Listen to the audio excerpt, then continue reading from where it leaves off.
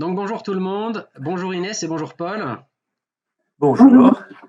Alors on accueille Paul, hein, notre invité pour cet entretien. Alors Paul, on aimerait savoir tout d'abord d'où est-ce que vous vous connaissez, toi et Inès?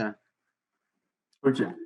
Alors Inès, maintenant ça remonte à plus de 3 ans, 3 ans et 2 mois, je pense, dès mon arrivée au pôle entrepreneuriat étudiant de Lorraine. Donc ça fait maintenant depuis plus de 3 ans, 3 années universitaires que je suis chargé de projet au pôle entrepreneuriat étudiant de Lorraine. Donc c'est un service de l'université qui permet à des étudiants qui auraient un projet d'être accompagnés par une personne experte de par son expérience ou de par sa formation.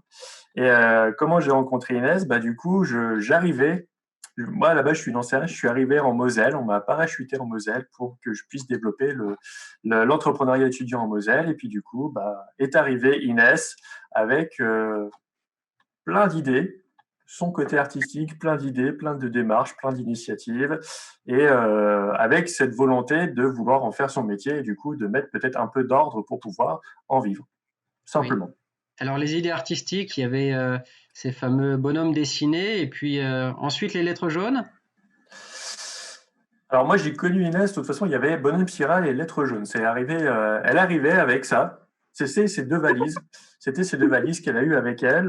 Les bonhommes spirales comme une vraie carte de visite et du coup les lettres jaunes comme un bon moyen, voilà, de mettre noir sur blanc les éléments de la rencontre avec une certaine personne et du coup voilà de mettre un peu plus des éléments de contexte pour laisser une trace avec le bonhomme spirale. Alors, je sais également que Inès avait tendance à écrire également des lettres jaunes de la même manière qu'on pouvait écrire des lettres ouvertes à des politiques, justement pour qu'elle donne son ressenti par rapport à une situation. Et mine de rien, voilà, elle est arrivée avec ça, avec ce côté un peu artistique, un peu explosif, hein, comme j'ai pu l'imaginer et comme j'ai pu le penser de nombreuses fois, avec cette idée, voilà, de très rapidement, en faire une véritable démarche, donc de vraiment aller sur la durée et très rapidement, voilà, moi j'étais là au moment où elle a décidé d'en faire une exposition, de voir vraiment comment on pouvait en faire.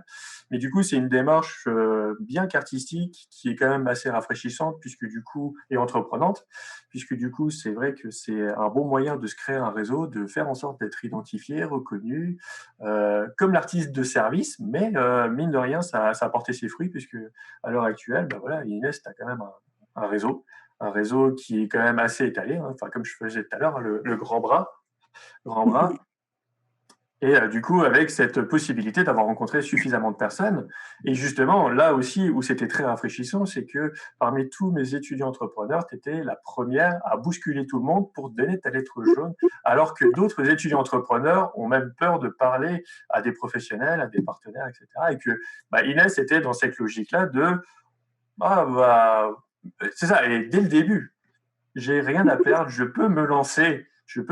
n'ai rien à perdre. Et c'est d'ailleurs la force que tu as aujourd'hui, Inès, hein, c'est que là, à l'heure actuelle, tu es même encore étonné d'avoir des retours quand tu bouscules un peu les gens, alors que c'est ce que tu as toujours fait avec ton côté artistique.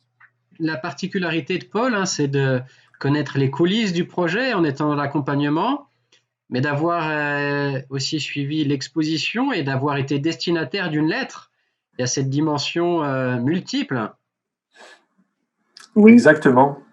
C'est une des personnes qui connaît le mieux le projet, certainement. alors ça c'est certain. Ça en fait c'est certain parce que comme il le disait tout à l'heure, quand je suis arrivée au PIL, du coup au pôle entrepreneuriat, je venais il y a quelques mois avant, je venais de participer au festival Canap. Et j'avais déjà écrit une centaine de lettres jaunes. Et en gros, je suis arrivée devant lui pour lui dire, ben voilà, en fait, je suis artiste. Et puis, dans mes créations, il y a un gros bébé, c'est les lettres jaunes. Et ouais, je rêve d'en faire mon métier. Donc oui, c'est certainement une des personnes qui connaît le mieux cette création que sont les lettres jaunes qui fêtent cette année ses 5 ans. Donc oui, Non, après voilà, en termes de temps, j'ai pas connu, ça fait pas 5 ans que je connais Inès, ça fait plus de la moitié. Je suis pas arrivé vraiment à l'origine, mais bon, j'ai vu comment ça a évolué et puis j'ai vu au fur et à mesure des décisions que prenait Inès, voilà comment elle a pu en tirer profit de tout ce qu'elle faisait, puisque du coup, quand je l'ai connue, elle en avait 100, mais du coup, bien évidemment, ça a pris une telle ampleur qu'à un moment, tu voulais même en faire un livre, je crois. Oui, Bah, mais c'est avant de tout. faire une exposition, il y avait cette idée-là de vouloir vraiment faire un répertoire avec toutes les lettres. Alors, le gros problème, c'est que tu les faisais qu'en un seul exemplaire. Ah, c'était un peu plus compliqué. C'était le côté artistique encore. Mais du Voilà. coup, tu en avais fait énormément sans, voilà, en voulant des retours. C'était une façon peut-être même avant d'imaginer le film, avant d'imaginer même l'exposition, je crois que c'était la première façon que tu voulais avoir des retours sur les lettres. Oui, mais après, le projet de livre, je sais que dès que la fin de mon année universitaire sera passée et tout, j'aimerais me prendre un temps pour en faire aussi un ouvrage pour raconter. Mais c'est vrai que là, avec le confinement et avec ce questionnement qu'on a en ce moment sur quel monde on veut maintenant, moi, je me suis dit, mais qu'est-ce que je peux donner à ce nouveau monde qu'on est en train de construire? Et au final, je me suis dit, ben, qu'est-ce que j'ai de plus cher dans ce que j'ai déjà pu faire depuis que je suis sur cette planète, j'ai envie de dire. Et je me suis dit, ben, en fait, c'est les lettres jaunes. Et c'est pour ça que j'ai contacté en fait Renaud, qui est devenu mon complice et le coproducteur de ce film, de se dire, bah, ok, c'est quoi, vas-y, on va demander aux gens qui l'ont vécu de raconter parce que l'exposition était merveilleuse, mais pour moi, la meilleure façon de parler des lettres jaunes, c'est que les personnes qui l'ont vécu, comme toi, racontent ben, qu'est-ce que ça fait d'avoir eu une lettre jaune, parce qu'en fonction de chacun, pour certains, c'était plus spirituel, pour d'autres, c'était plus entrepreneurial, pour d'autres, c'était plus des lettres d'admiration. En fonction des personnes à qui j'ai écrit, ça ne s'est pas passé de la même façon.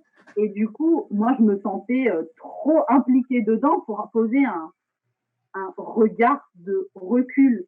Et au final, je me suis dit, un film.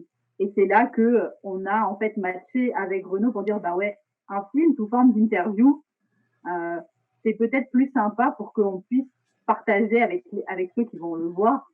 Finalement, c'est quoi cette aventure de dingue qui fête ses 5 ans cette année, qui compte maintenant à peu près plus de 400, entre 400 et 500 lettres et envoyées depuis, euh, depuis le début, en sachant que c'est toujours en cours.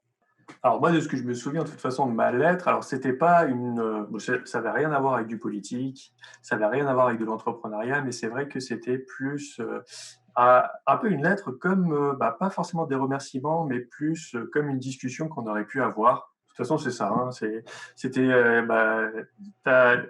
dans ton style, il me semble que c'était quand même vachement du style franc-parler. Hein, il n'y avait pas de plus une formule écrite que parler. Hein. C'était vraiment comme si en fait tu étais en face de moi. Quand je me souviens très bien que ça, par contre, je me souviens très bien, c'est que quand je l'ai lu, je me suis dit, en fait, j'ai l'impression d'avoir eu un rendez-vous sous format fiche Bristol, c'était super. Mais du coup, avec un peu derrière plus un rendez-vous bilan. Plus comme si tu faisais ton autocritique et que voilà, tu t'essayais d'avancer toi-même. T'essayais d'avancer toi-même et du coup, c'était plus limite en plus comme une façon d'avoir mon approbation, comme quoi tu pouvais à un moment commencer à faire du coaching en quelque sorte, de faire ton autocritique de toi-même. Et je me souviens très bien, c'est vrai que ça tournait autour de ton projet. Ça tournait essentiellement autour de voilà Paul, ça fait X temps que tu m'accompagnes. Il fallait à un moment que ça arrive à toi, que je te Eh fasse oui, une lettre jaune. Voilà tout ce qui s'est passé. Voilà tout ce qui s'est passé depuis qu'on se connaît.